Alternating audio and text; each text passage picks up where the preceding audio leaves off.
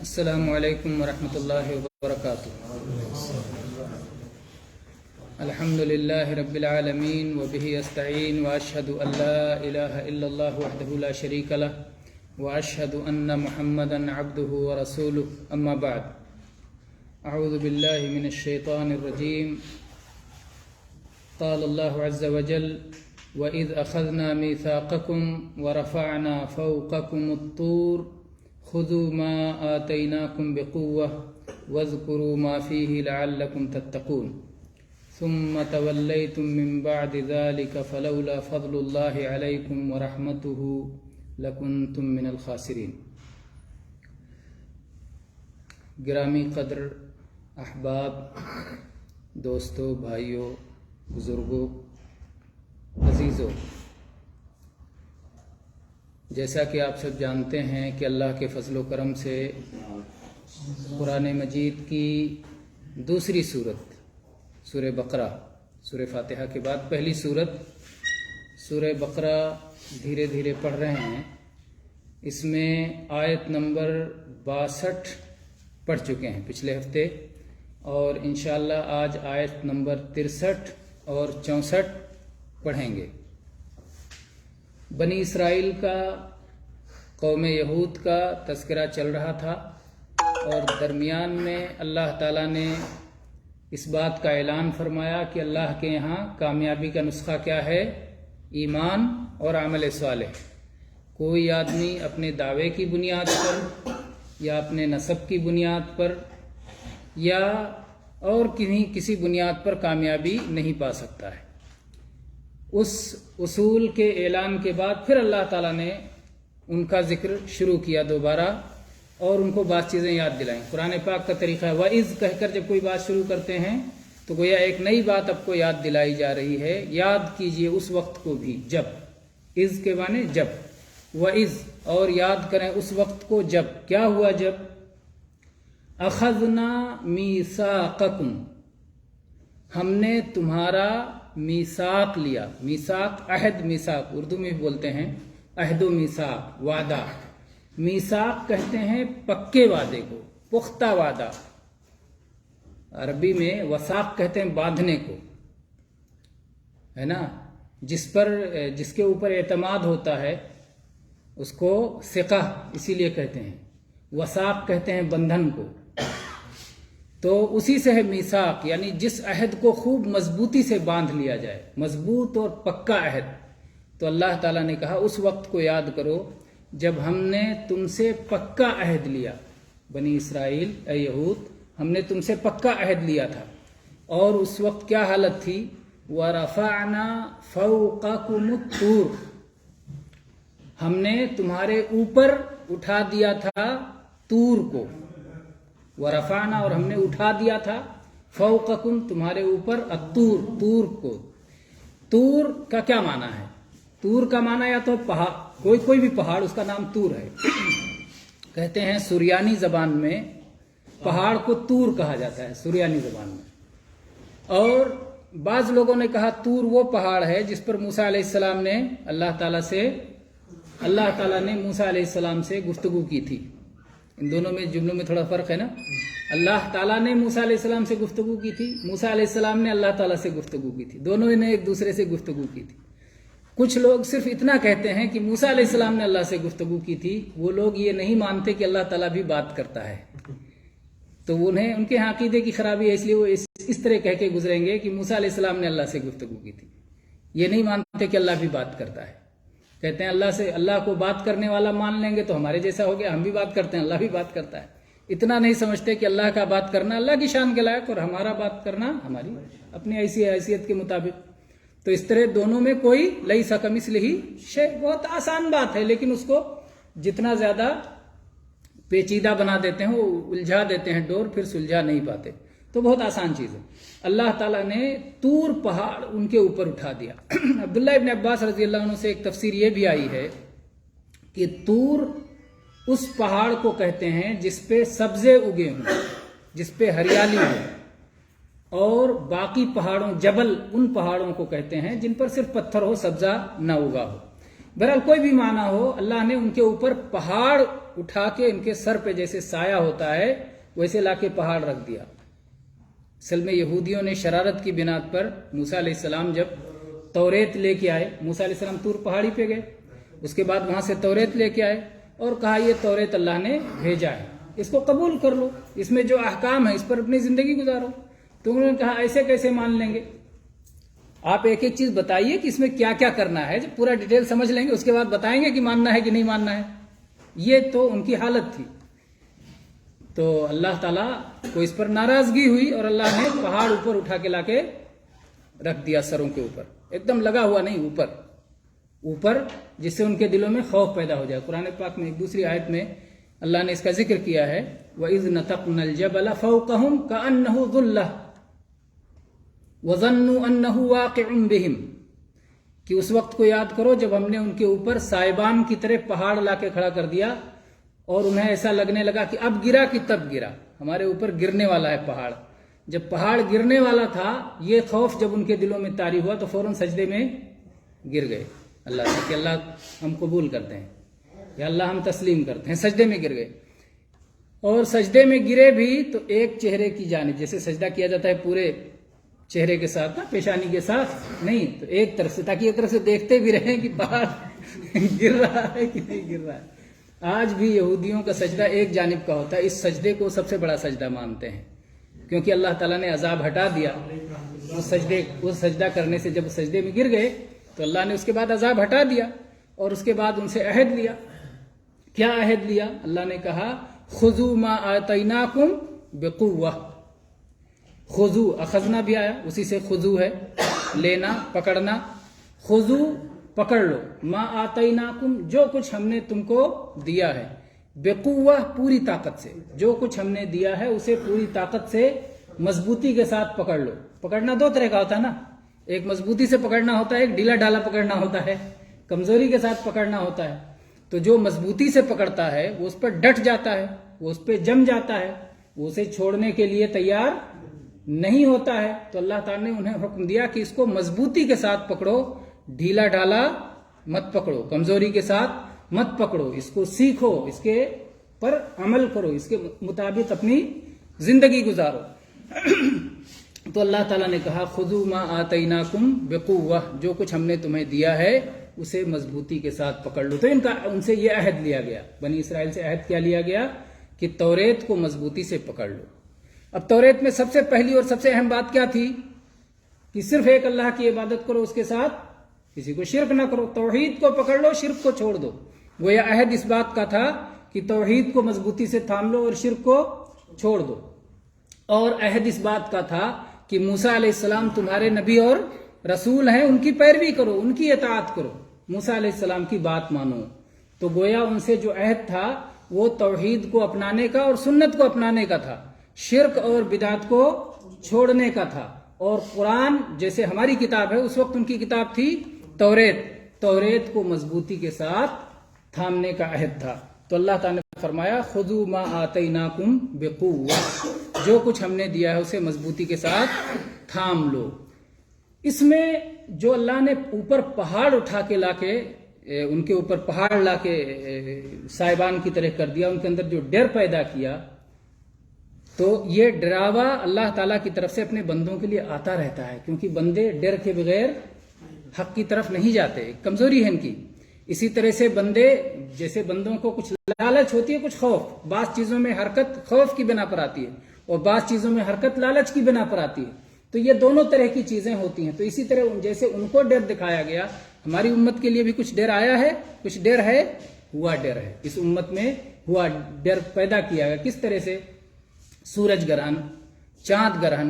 جب سورج اور چاند گرہن ہوا نبی صلی اللہ علیہ وسلم کے زمانے میں، تو اللہ کے نبی صلی اللہ علیہ وسلم نے کیا فرمایا کہ سورج گرہن اور چاند گرہن یہ اللہ کی نشانی ہیں، ان کے ذریعے سے اللہ تعالیٰ اپنے بندوں کے دلوں میں ڈر پیدا کرتا ہے۔ یخوف اللہ بہما عبادہ، اللہ تعالیٰ سورج اور چاند گرہن کے ذریعے سے اپنے بندوں کے دلوں میں خوف پیدا کرتا ہے۔ یہ اور بات ہے کہ اس کا حساب متعین ہے، وہ کیسے ہوتا ہے، لیکن ہمارے لیے جو آیا ہے، جو خوف ہے، وہ بار بار یہ خوف آتا رہتا ہے، اور اس سے اس امت کے لوگ ڈر جاتے ہیں۔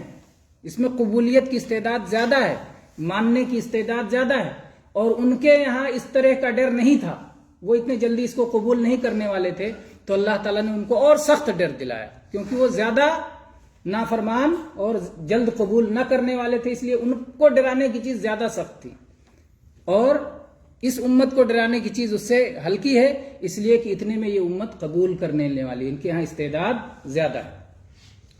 تو بہرحال اللہ تعالیٰ نے فرمایا جو ہم نے تمہیں دیا ہے اس کو مضبوطی کے ساتھ پکڑ لو، وَاذْكُرُوا مَا فِيهِ، اور جو کچھ اس کے اندر ہے اس کو یاد رکھو، اس کی تلاوت کیا کرو، اس کو آگے بھی یاد رکھو، اس کے مطابق عمل کرو، لعلکم تتقون، تاکہ تم پرہیزگار بن جاؤ، تاکہ تم بچ جاؤ، اللہ کے عذاب سے بچ جاؤ، اللہ کے غضب سے بچ جاؤ، جہنم کی آگ سے بچ جاؤ، مصیبتوں سے بچ جاؤ۔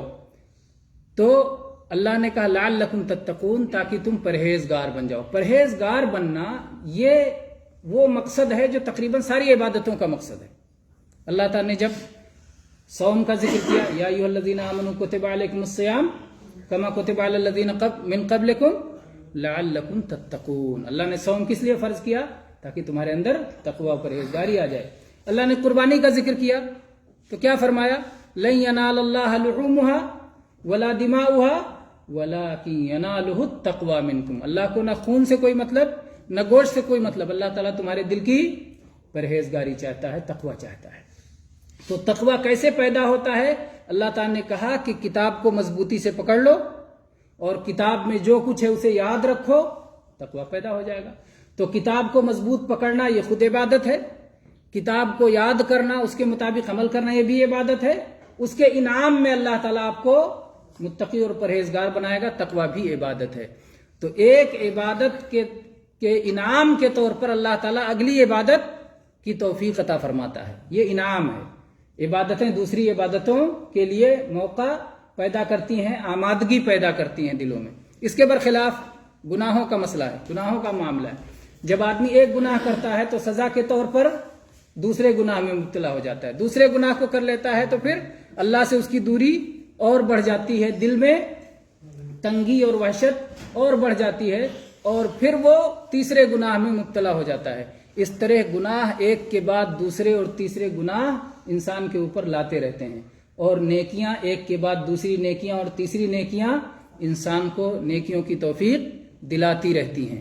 یہ عجیب جو ہے، اس اعتبار سے بھی دیکھیں، ایک تو یہ قرآنی آیت سے یہ بات معلوم ہوئی، اور دوسری یہ بات بھی دیکھیں کہ اللہ تعالیٰ نے جو ہے کچھ ایسا طریقہ رکھا ہے کہ انسان کو جب ایک چیز کی لذت معلوم ہو جاتی ہے تو وہ لذت مزید حاصل کرنے کی کوشش میں لگ جاتا ہے۔ جس شخص کو ایک عبادت کی لذت معلوم ہو جائے پھر وہ دوسری عبادت کی تلاش میں رہتا ہے کہ اور اس میں کیا لذت ہے، اور تیسری عبادت میں کیا لذت ہے۔ اس طرح سے اس کی لذتیں اس کو کمال کی طرف لے جاتے ہیں، اور جو لوگ گناہ کی لذت میں جو ہے سڑے گلے لذت میں، غلط قسم کی لذتوں میں پھنس جاتے ہیں، وہ ایک کے بعد ایک لذت کی تلاش میں رہتے ہیں، یہاں تک کہ گناہ کے دلدل میں دھنستے ہوئے چلے جاتے ہیں۔ تو یہ کہ عقلی طور پر بھی آدمی اس بات کو سمجھ سکتا ہے۔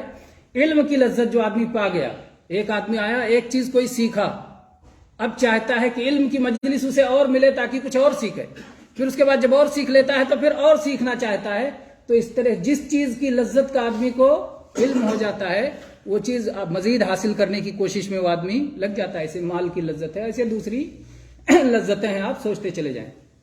تو یہاں اللہ تعالیٰ نے فرمایا کہ اس وقت کو یاد کرو جب ہم نے تم سے پختہ عہد لیا اور تمہارے اوپر پہاڑ کو اٹھا دیا، اور تم سے عہد یہ لیا تھا کہ جو ہم نے تمہیں دیا ہے اس کو خوب مضبوطی کے ساتھ پکڑ لو، ڈھیلے ڈالے نہ پکڑو، مضبوطی کے ساتھ پکڑو، اور جو کچھ اس میں ہے اسے یاد رکھو تاکہ تم بچ جاؤ۔ لیکن پھر کیا ہوا؟ ثم تولیتم من بعد ذلک، ثم پھر اس کے بعد، یہ بتلانے کے لیے آتا ہے ایک چیز ہوئی اس کے بعد کیا ہوئی، ترتیب بتانے کے لیے یہ لفظ آتا ہے ثم، اس کے بعد کیا ہوا؟ تولیتم من بعد ذلک، اس کے بعد تم پیٹھ پھیر کے چلے گئے۔ اسلام کیا ہے؟ یہ اللہ کی طرف سے پکار ہے، اللہ کی طرف سے دعوت ہے۔ اللہ تعالیٰ کیا کہتا ہے؟ آؤ میری طرف آؤ، تو آنے والے کیسے آئیں گے؟ پیٹھ کے بل آئیں گے کہ سینے کے بل آئیں گے؟ سینے کے بل آئیں گے. تو آنے والے سینے کے بل. جو نہیں ماننے والا ہے، جو بات نہیں سننے والا ہے، جو آپ کی دعوت قبول نہیں کرنے والا، وہ کیا کرے گا؟ منہ موڑ کے پیٹھ پھیر کے چلتا بنے گا. تو تم نے پیٹھ پھیر لیا، اس کا مطلب تم نے یہ دعوت قبول نہیں کی، تم نے اس عہد کو نہیں مانا، تم نے اسے چھوڑ دیا. اگر انہوں نے توریت کو مضبوطی سے پکڑا ہوتا اور توریت کی باتوں کو یاد رکھتے تو توریت میں نبی کریم صلی اللہ علیہ وسلم کی متعلق بشارت بھی موجود ہے کہ ایک نبی آنے والے ہیں، اور وہ نبی آئیں گے تو ان کی اتباع کرنا، ان پر ایمان لانا، ان کی اطاعت کرنا، ان کے ساتھ شامل ہونا. لیکن انہوں نے توریت کو یاد نہیں رکھا، توریت کے فرامین کو یاد نہیں رکھا. تلاوت ضرور کرتے ہیں جھوم جھوم کے. آپ بھی ویڈیوز دیکھیں گے کہ یہودی کیسے جھوم جھوم کے اپنی کتاب پڑھتے ہیں. تو تلاوت خوب کرتے ہیں لیکن معنی نہیں سمجھتے. آج جیسا کہ آج بہت سارے مسلمانوں میں بھی یہ یہودیوں کا عمل آ گیا ہے کہ قرآن پاک کو پڑھنے کا خوب اہتمام کرتے ہیں لیکن سمجھنے کا کوئی اہتمام نہیں ہے. صرف پڑھتے جاؤ، تلاوت کرتے جاؤ، حفظ کرتے جاؤ، یاد کرتے جاؤ، لیکن حکم کیا ہے اس میں اللہ کا، پیغام کیا ہے توحید کا، زندگی میں کس طرح اسے شامل کرنا ہے، اس کا کوئی اہتمام نہیں ہے، اس پر کوئی توجہ نہیں ہے. اور اس سلسلے میں وہ حدیث بھی یاد کریں کہ ایک بار جب نبی صلی اللہ علیہ وسلم نے فرمایا کہ ایک وقت آئے گا کہ علم اٹھ جائے گا، تو ایک صحابی نے کہا کہ اللہ کے نبی علم کیسے اٹھ جائے گا؟ ہم لوگ سب قرآن پڑھ رہے ہیں، یاد کر رہے ہیں، پھر ہم اپنی اولاد کو سکھائیں گے، پھر ہماری اولاد اپنی اولاد کو سکھائے گی، تو کیسے یہ علم اٹھ جائے گا، کیسے ختم ہو جائے گا؟ تو آپ نے فرمایا کہ میں تمہیں تو فقیہ سمجھتا تھا، سمجھدار سمجھتا تھا، کیسی باتیں کر رہے ہو؟ کیا یہودی توریت نہیں پڑھتے ہیں؟ کیا نصرانی انجیل نہیں پڑھتے ہیں؟ توریت اور انجیل کے پڑھنے نے انہیں کیا فائدہ دیا؟ حق پہ رہ گئے یا حق کو چھوڑ کے بیٹھ گئے؟